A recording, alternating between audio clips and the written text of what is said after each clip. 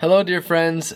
Today I am going to be sharing with you my financial past, particularly ways in which I was not honest, in which I was operating outside of truth, outside of transparency, and outside of integrity, and in ways that are not in alignment with my belief systems today. Now, of course, when it comes to finances, just in general, my belief system today is wildly outside of the financial system that exists. The whole monetary system is one that's way outside of integrity and truth. And I've spent the last over a decade, 13 years, removing myself largely from the monetary system. But even when I was working within the monetary system in sort of the way that so many of us are accustomed to, there are many ways that I was operating that were very out of integrity, that I knew at the time, and that were outside of truth and outside of transparency. And in my earlier days, as an activist and as a servant, there were ways in which I was still attached, into that system. And so I'm going to be sharing about that today as part of this entire series of truth and transparency, bringing my entire life into a place of truth and transparency.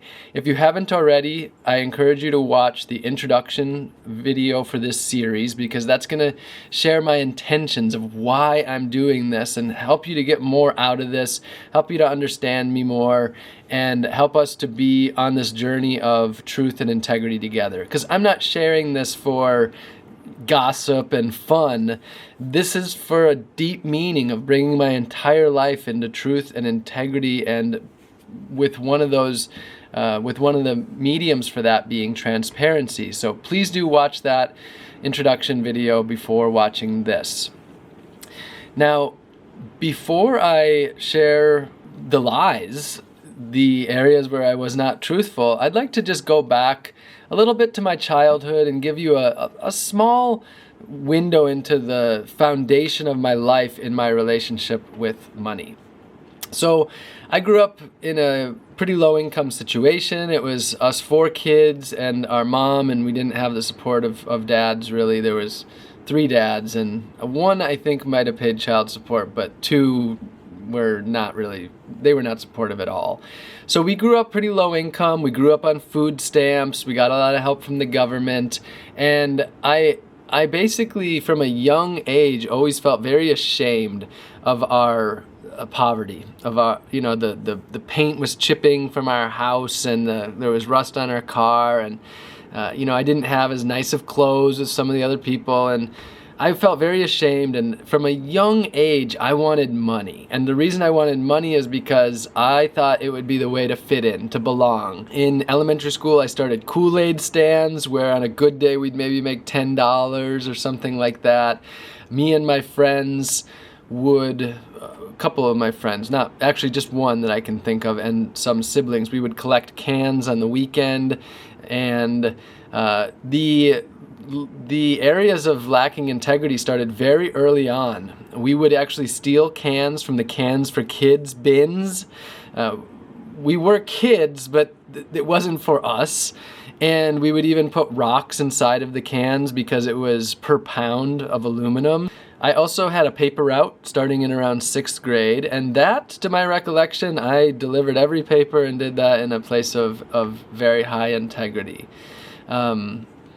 And I remember as a young kid counting the money in piggy banks of my friends. I loved money. I thought maybe I'd want to be a banker even.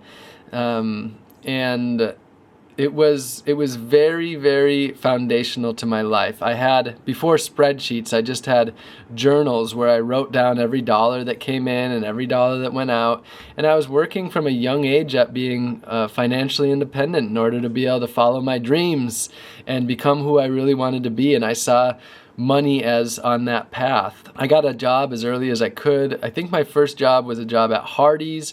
I think $5.15 an hour was minimum wage then. And I got fired from that job actually for prank phone calling the place mostly, but also I was stealing a lot of food. hundreds of dollars worth of food, giving it away to whoever came in. I also had jobs as a lifeguard and a swim instructor. The lifeguard job, I would often not go to work, but still clock in and get paid because I was working the system. And I had a job at a gas station that, there was not much, I was not operating from a place of integrity there. So in all of my earlier jobs that I was doing just to make money for the most part, although I liked being a lifeguard and there was some meaning and purpose in having a job, I was there to make money, and I was willing to just, to a large degree, get what I wanted out of it and not really be there to be of service. I can't really talk about this topic without my earlier relationship with stealing. I actually grew up with a dad who was I don't know if he was actually a kleptomaniac, but he did use those terms, and I watched him stealing stuff I watched him stealing stuff very often. I learned by watching him how to steal. He never told me to steal or encouraged me to steal or anything like that, but I saw him do it so many times. And if we wanted to go to the zoo, we would sneak in. To go to the movies, he would have us sneak in. It never felt wrong. It always felt like just kind of what we did. It was actually about freshman year, I saw one of my friends steal when we were on the soccer, a soccer trip, and I saw him steal something, and that's when I started stealing. And so at that age, I was stealing I would steal packs of gum, lots of gum. I would steal a lot of fishing lures from Pomida and Walmart. I had a tackle box that was so full of fishing lures, and the majority of them I was stealing. That's something I saw my dad do a lot, and I learned how to steal lures really effectively from him, actually, I would say. I remember stealing some clothing, a hat or so at Maurice's, and I would have stole all the clothing except that was one that I was afraid to get caught. Now, I was mostly just stealing from big more like corporations like Walmart, and not so much like local stores, but I do remember stealing from, it was called Don's Bait at the time, and I would steal some lures from them, and I remember feeling guilty about that, and I think not doing that. I remember at one time I thought the woman saw me, so I put the stuff back before I walked out. When I had a job working as a lifeguard at Splashland, there was a alcohol closet, and I would steal a couple bottles of alcohol while I was at the end of many of my shifts. I got fired, and they knew about that. When I was in band, we went on a trip to Disney World, maybe around my junior year, and I stole over $500 worth of stuff from Disney, mostly all to give away. I was hanging out with some girls that were a couple grades older than me, and I basically said to them, whatever you want, I'll steal it for you. I was a sophomore and they were seniors, I believe. And again, I was meeting my need for belonging, to be loved, to be liked, etc. And I had this skill of stealing, and that's what I did. Snow globes and necklaces and all sorts of things. And then also in poker, I cheated a lot. And that's an area where I actually cheated friends, because this was friends I was playing poker with, and me and another friend would stack the deck and shuffle in a certain way where we'd give each other an ace. And so I was cheating my friends in poker. And one other thing that I want to mention that I did as well is I had what was called the Walmart borrowing system, and that I learned from my dad. And we would get things at Walmart, use them, and return them. We took it pretty far. We actually did a trip together in Florida once where we we also called it the rental system. We got a canoe, fishing poles, lures, anchor, everything we needed. It was like $900, and we put it on a credit card. We used it, and we returned almost everything back, even the lures, put them back in their packages. I think it ended up being maybe $100 of the $900 we didn't get back for fishing in the Everglades and around Florida for a week or two.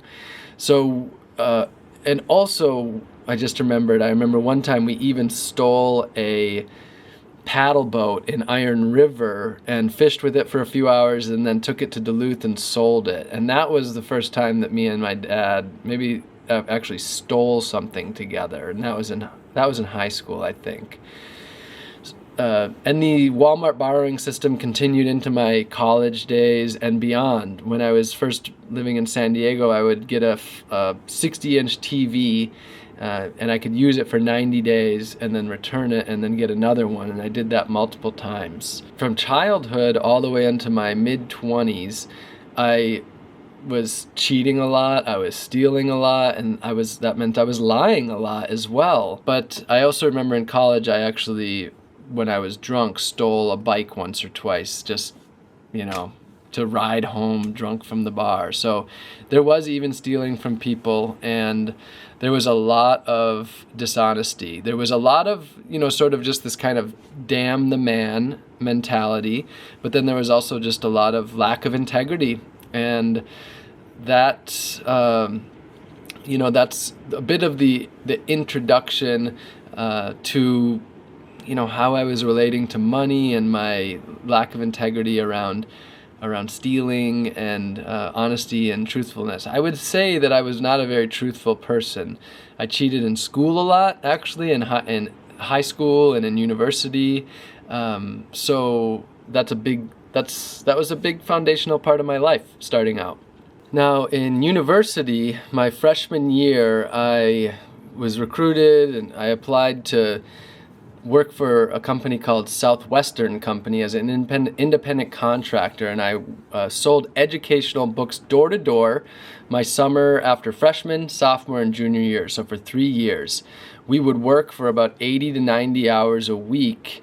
My first summer, it was a minimum of 84 hours a week that I worked, knocking on doors, selling books door to door. And I actually really liked the books. They were really useful resource guides for helping with schoolwork. During my summers, I made about $18,000 in 3 months, working, really hard.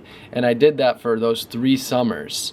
And I would say, found a lot of connection in it, a lot of growth. It was a very meaningful time of my life.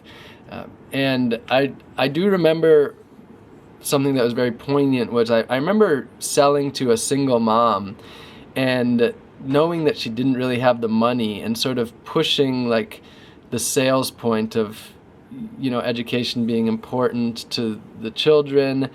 And I just remember kind of being, I would say, more of like manipulative and just getting what I wanted. And there was moments in there where I felt, some real sadness, I would say.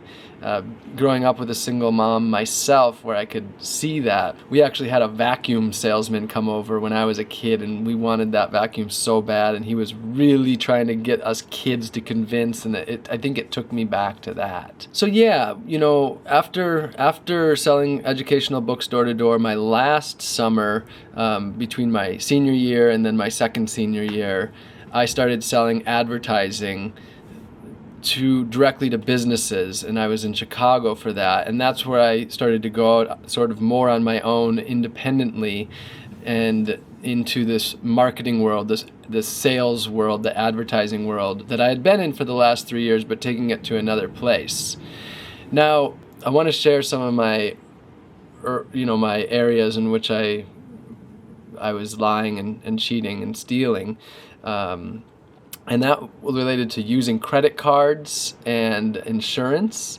So one of the things I did in college is sometimes I would get drunk and spend hundreds of dollars on a credit card and then just call the credit card and say it was stolen and have a free night of, buying drinks for friends. And that was something that I did intentionally and knew that I was doing.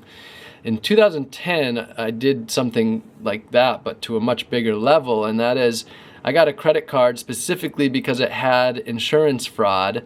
I bought everything that I wanted for the trip new because that way I'd have receipts for it.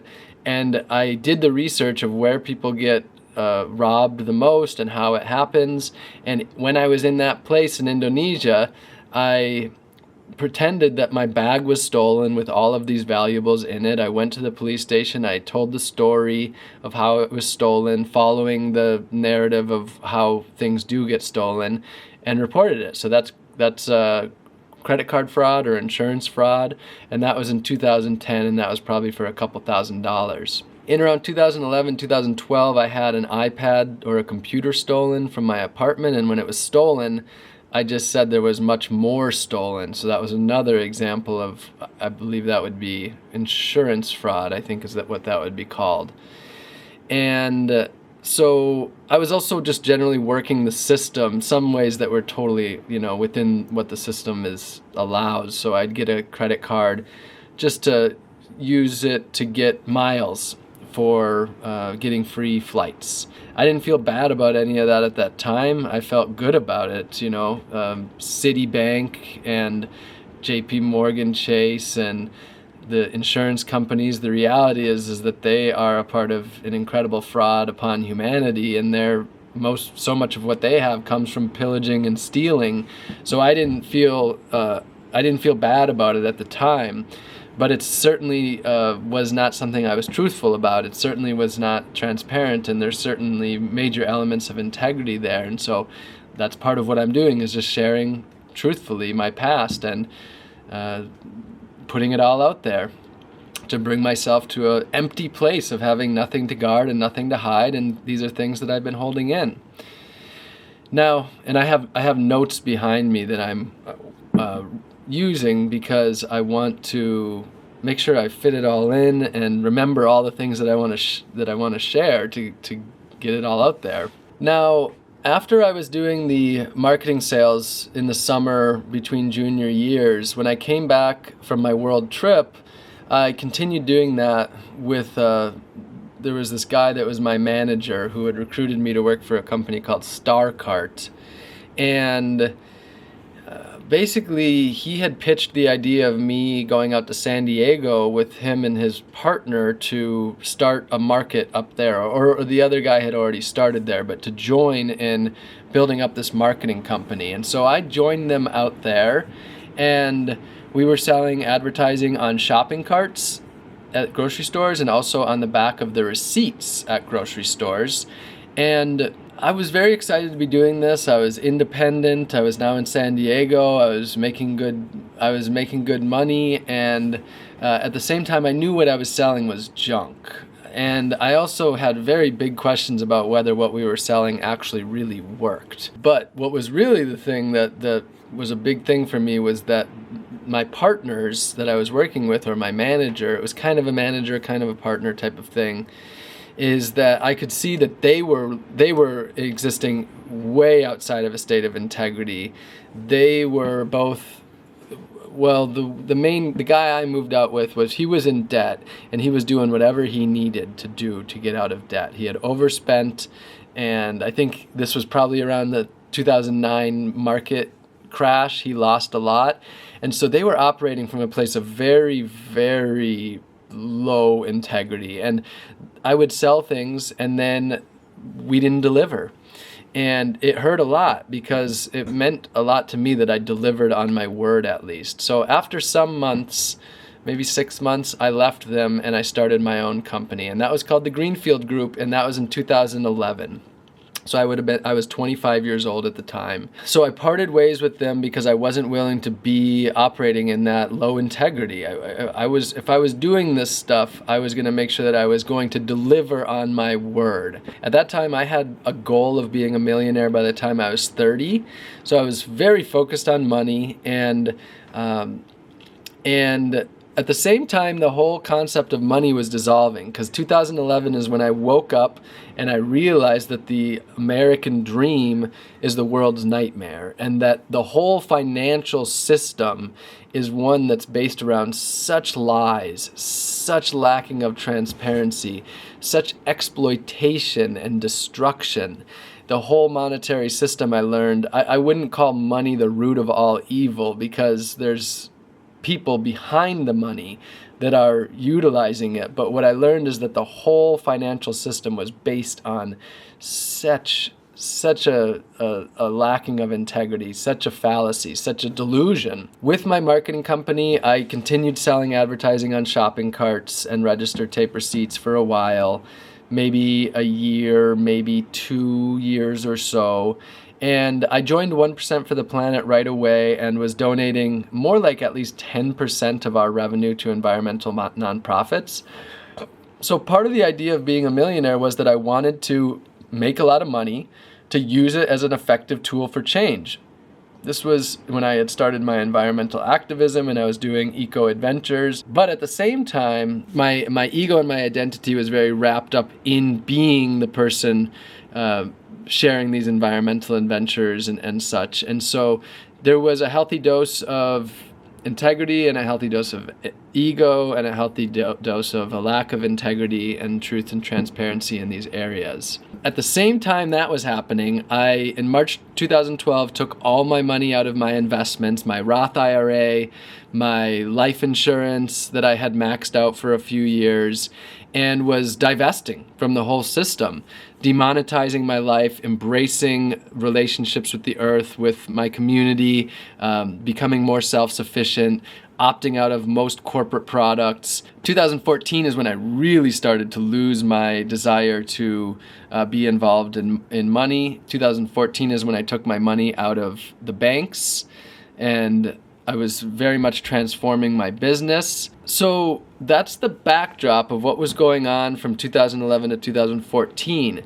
Now, in 2013, a man who I had met in Burbank, when I was doing my book sales, he was what I thought to be a millionaire. He approached me and asked if he could work for the Greenfield group. And it was a really, for me being a Wisconsin boy who had just started my own company, it was a really like, wow, this guy wants to work for me. It was very confusing. It was very interesting. And it's a long story, but I'm not going to dive into it. But the part of the story is that he ended up introducing me to a man who came down and visited me in San Diego. He rolled up in a Rolls Royce. I think that was the first time I had ever seen a Rolls Royce, or at least been associating with someone who had one. And he pitches me on this idea of how I can make, I believe it was like $26 million was the number that he shared that I would make if I took part in this plan. And this was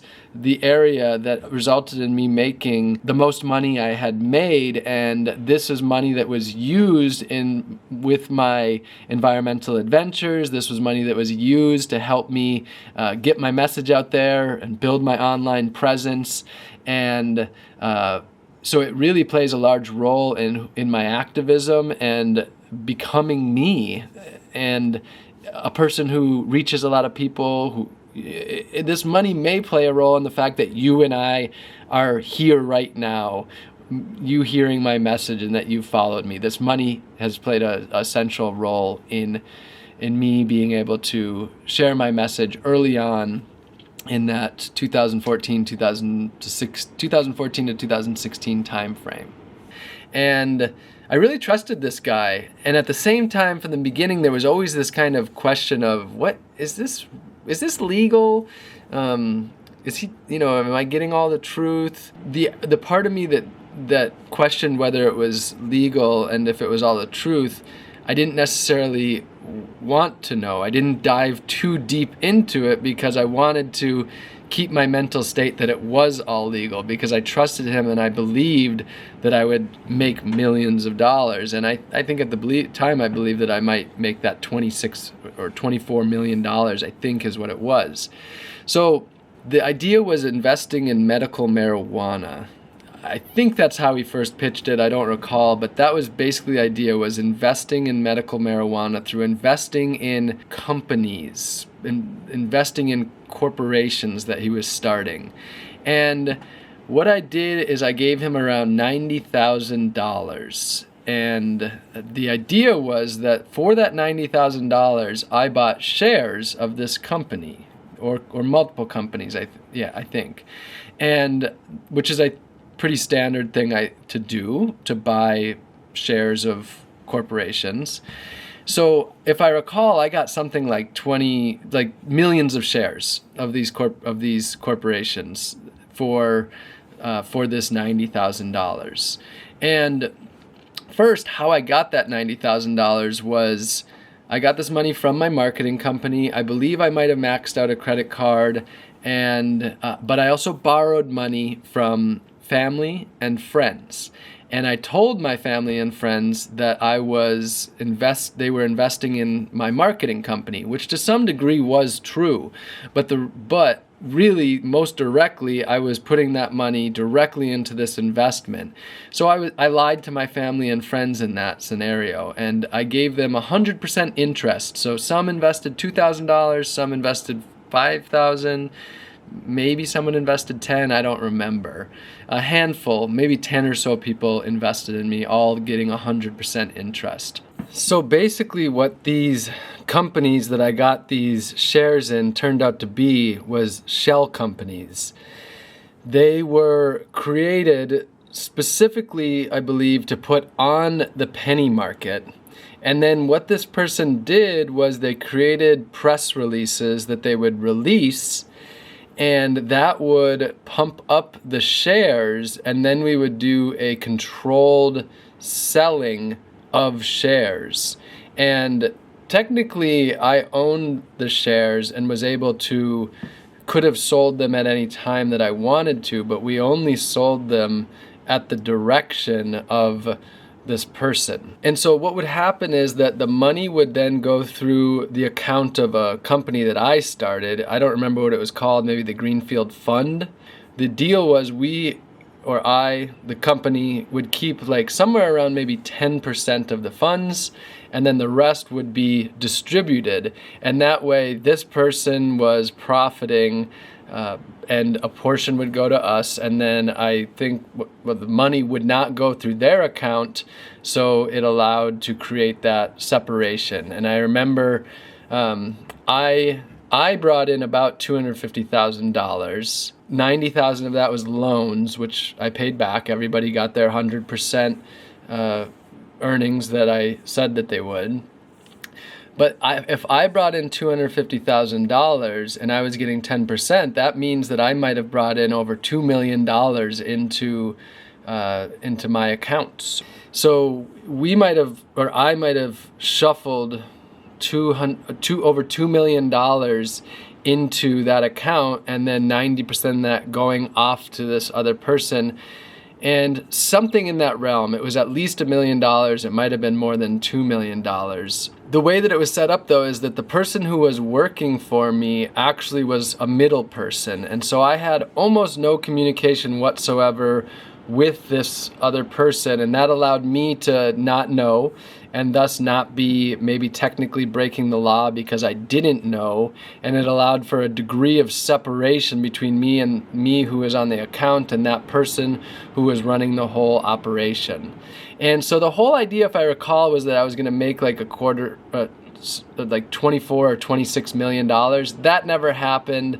This person was not accurate in that way, but it ended up being $250,000, of which about $180,000 of that was profit. And so this was in around 2014, and as this was happening, I think I was served papers by the SEC, the Securities and Exchange Commission, I think maybe in the spring of 2014. Just before I was about to launch my second bike ride across the country on a bamboo bike. And I remember as I'm biking across the country, the SEC was calling me to schedule an appointment so they could ask me questions about this whole operation. You know, they wanted to have me in. And I remember being on the phone, and the guy's name was Bert, if I recall. And I would say, you know, I'm biking across the country doing good deeds, just letting them know how good of a person that I was during this whole time. And eventually I ended up going into the SEC. I think that might have been more like 2015 when that finally happened in Los Angeles. And it was very stressful. It was a 3-hour, I don't know if I'd call it an interrogation, but a questioning. I remember just saying a lot of I don't knows and I don't remembers. And there was some truth to that because a lot of the thing was set up so that I wouldn't know, probably for this very reason. But also there was a lot of saying I don't recall or I don't remember or I don't know, something along those lines when I actually did. So there was a lot of dishonesty there. So it was a scary time, but I was always reassured by this person that everything would be okay. And now, so this is, if we go to 2014, when I was living in the 6x6 closet in my apartment, I had over $100,000 in gold and silver and $100 bills, maybe more like $150,000 in the floor of that 6x6 closet. So if you ever saw that video, which still exists, there was maybe $150,000 there. And then when I lived in the 5x10 tiny house, I had over $100,000 in gold coins, silver coins, and $100 bills buried underneath that tiny house. So I certainly was not transparent about having that huge stash underneath my tiny house. I didn't lie about it. I never said that my finances weren't what they were, I don't think. But it's an interesting thing, the amount of money that I had at that time. So what I did with that money, a lot of that was money that was used to launch my environmental initiatives and my adventures. Much of it was given away to different initiatives. So I was using it primarily as a tool for positive change. That was absolutely my intentions and my objective and what I was doing. I also paid off my partner at the time, her credit card debts, I think it was, about $15,000. But she actually ended up working that off for the nonprofit. And then I was down to about $15,000 in 2015. And that's when a new chapter began. Now, one of the reasons that I held back from telling these stories quite some time ago was because, the possibility of going to jail for this last one. The insurance fraud with my credit card earlier on, and then what I've just described to you, whatever exactly you would call that, I would say that there was potential risks of going to jail. So that was, and maybe there still is, I actually did not look up the amount of time that has to pass.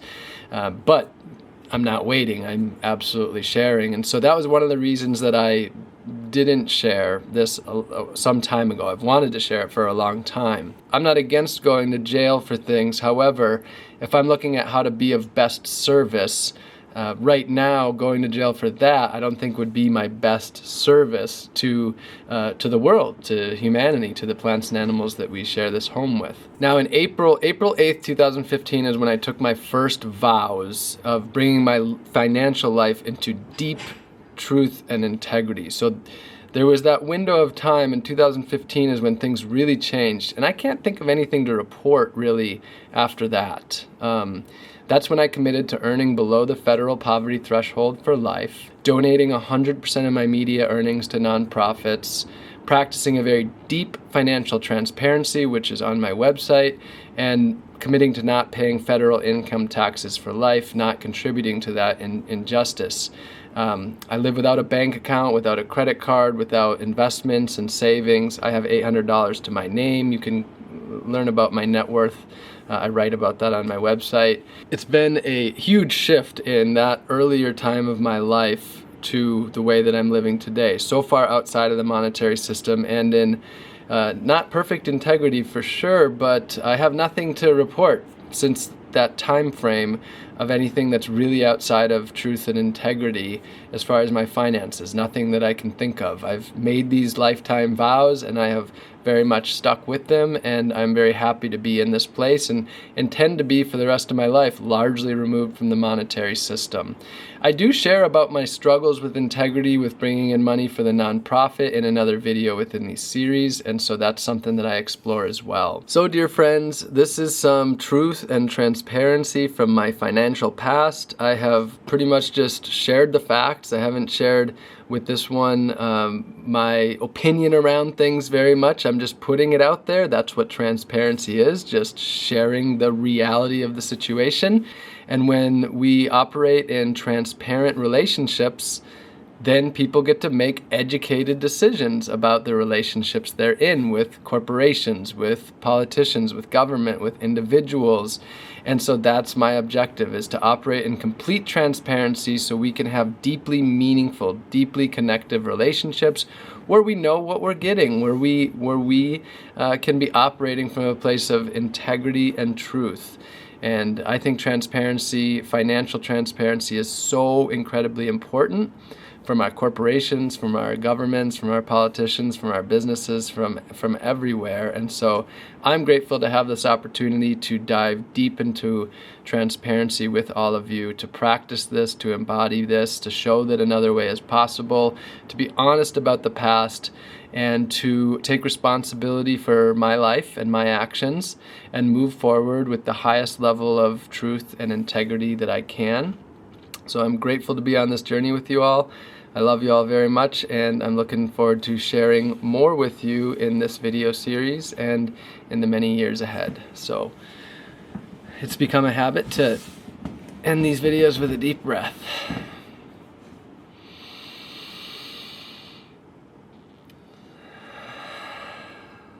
The battery's about to die, so it's not quite as relaxed as I'd like to be.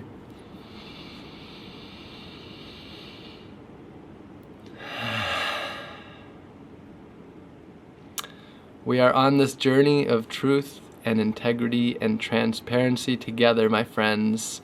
I love you all very much, and I'm so grateful to be here with you, and thank you for your continued support and for loving me just the way I am.